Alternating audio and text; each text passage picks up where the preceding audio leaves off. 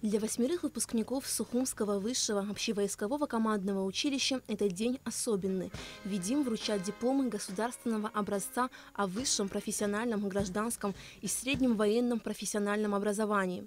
В начале мероприятия военнослужащие возложили цветы к мемориалу славы. Затем почтили память павших героев минутой молчания. После состоялось торжественное вручение дипломов выпускникам. Товарищ генерал-лейтенант, лейтенант Ладвила для получения диплома прибыл.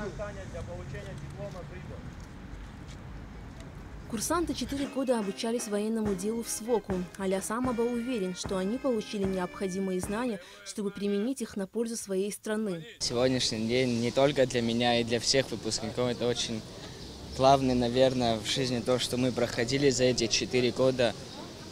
Этот трудный путь мы прошли как-то все вместе. Бывали моменты, когда нам хотелось уйти, но все равно мы дошли до этого.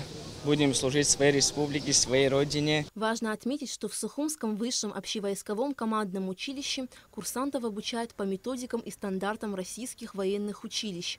Сейчас у выпускников есть месяц для отдыха, а затем служба. Сегодня по приказу министра обороны им присвоено первое офицерское звание лейтенант и выданы дипломы государственного образца. Я надеюсь, что все, что мы дали им в нашем училище, не будут использовать только в мирных целях.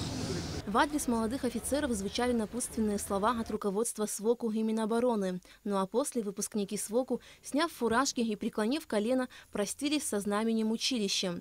Затем, под звуки военного оркестра, они прошли с торжественным маршем и по традиции военных училищ бросили монеты в воздух. На счастье.